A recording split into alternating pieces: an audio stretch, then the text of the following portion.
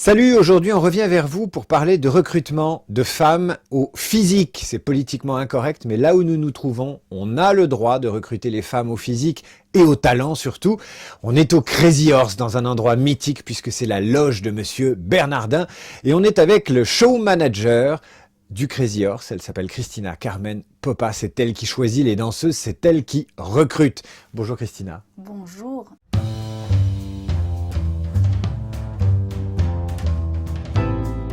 On revient vers vous. On revient vers vous. On revient vers vous.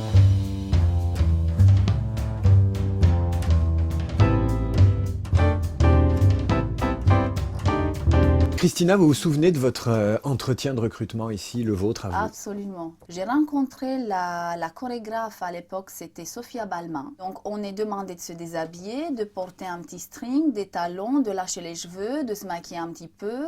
Et puis on est invité sur scène pour pouvoir faire un morceau de 1 minute, 2 minutes d'improvisation sur une musique choisie par la chorégraphe. La personne qui s'occupe de recrutement, elle passe, on va dire, en revue un peu les qualités physiques, les qualités d'interprétation, la formation aussi de danseuse qui ressort un peu de cette improvisation.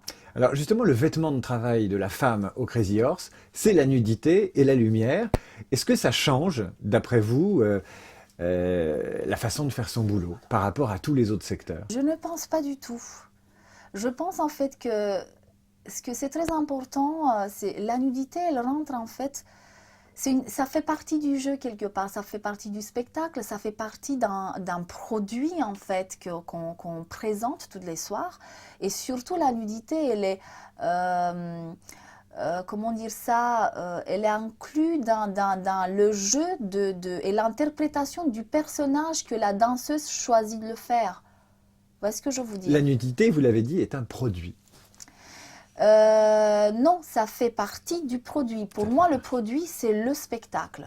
Est-ce qu'il y a eu une discussion? Est-ce qu'on doit parler? Est-ce que dans l'audition, à part la danse, est-ce qu'il y a un entretien où on Bien sûr, discute? il y a toujours on va dire, enfin, une certaine liaison et relation avec la personne en fait qui recrute, la chorégraphe ou enfin, en tout cas le jury, disons. Et qui explique au début exactement la façon dans laquelle ça va se dérouler en fait l'audition. Et puis l'audition donc va avoir lieu. Et puis à la fin, évidemment, le résultat quelque part. Quelle qualité faut-il pour être un bon manager au Crazy Horse? Je pense que première qualité, c'est vraiment avoir à comprendre l'être humain déjà. Puisque on est... Et l'artiste surtout. Le fait qu'on travaille avec des artistes sont des êtres très sensibles et ils ont vraiment beaucoup besoin d'avoir confiance dans les personnes, les personnes qui gèrent en fait, qui les gèrent. Je pense que le fait d'être toujours en contact avec les personnes en face de nous, il faut vraiment être très ouvert, il faut toujours être à l'écoute et comprendre les problèmes que l'autre il a en face de toi et pouvoir les gérer et lui donner des réponses et des solutions à ces problèmes. Donc, je pense effectivement que la première qualité, c'est d'avoir beaucoup de temps, de passer du temps avec eux, de les connaître, de ne pas du tout avoir un côté superficiel. C'est extrêmement important qu'on puisse avoir un contact très terre à terre, très tactile, très affectueux aussi en même temps avec les gens en face de nous pour pouvoir aussi les aider quand ils ont besoin, quand ils sont déprimés, pour pouvoir les motiver, pour pouvoir les donner ce qu'ils ont besoin, pour qu'à la fin, ils arrivent aussi à faire un bon travail, un bon spectacle. Question difficile. Demain, je vous mets devant 100 cadres d'entreprise, vous, et vous devez leur faire un speech. Vous leur parlez de quoi? Moi, ce que je le dirais, c'est que ce que ça compte le plus dans la vie, c'est quand même, c'est d'aimer. Aime celui qui est à côté de toi, aime le travail que tu fais, aime l'interlocuteur que tu as en face de toi, et puis ta vie et ta vie surtout professionnelle, elle sera facile. Le management, c'est lié directement aux gens, à l'être humain, et je pense qu'il faut être ouvert d'esprit, il faut être à l'écoute, et il faut essayer d'aider les gens, pas en les écoutant. Quel est le détail qui tue avec vous en entretien? Qu'est-ce qui fait que vous n'allez pas vous entendre avec quelqu'un dans un entretien? Je pourrais pas dire ça avant, je vous dis essentiellement avant d'essayer de rencontrer la personne.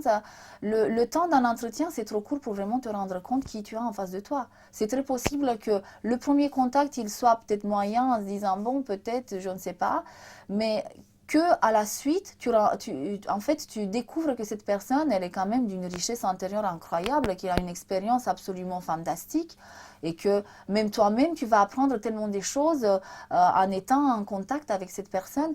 Je veux dire que quelque part, tu peux pas du tout juger quelqu'un vraiment à première rencontre. En tout cas, je ne suis pas l'adepte de vraiment me faire une image et me poser une étiquette sur quelqu'un de la premier entretien. Quel est le défaut que vous n'avez pas? Oh, mais vous me posez des questions, mon Dieu, il faut faire toute une analyse psychologique. Le défaut que je n'ai pas, mais j'ai plein de défauts. Donc, tout le monde a plein de défauts. On est des êtres humains, donc je ne pourrais pas dire qu'il y a un défaut que je n'ai pas ou que j'en ai. Vous me posez des questions, je ne pourrais pas vous répondre comme ça tout rapidement. Quelle est la qualité professionnelle que vous avez envie de travailler? Il y a beaucoup de choses que j'ai envie de travailler, je vous dis sincèrement, et tous on a envie, je pense, de travailler. C'est surtout, disons que déjà, j'ai envie de travailler sur moi. Je suis la première personne que j'ai envie de travailler. Et avant de travailler avec les autres, j'ai besoin de travailler sur moi. Et donc, je vous dis très sincèrement que je ne cesse pas en fait de travailler sur mes qualités, mes défauts, et donc vraiment essayer de devenir la personne que j'ai envie de devenir. C'est quoi vos défauts? Vous avez des défauts? Écoutez, je suis quelqu'un qui est très exigeant, par exemple. Je pense que c'est à la fois quelque part c'est une certaine qualité, mais à la fois aussi un défaut, puisque Vous mettez en colère? En ce qui me concerne, oui, vis-à-vis de moi, oui. Parce que j'ai envie que les choses se passent très bien, et puis j'ai l'impression des fois que je ne suis pas au mieux de moi-même, ou que je suis plus fatiguée aujourd'hui que hier, et que je n'arrive pas, par exemple, même pour un interview, de trouver mes mots, de dire des choses que j'ai envie de dire. Donc effectivement, un de mes défauts, voilà, c'est quand même cette colère que j'ai des fois, que je n'arrive pas à faire les choses encore mieux que j'aimerais le faire.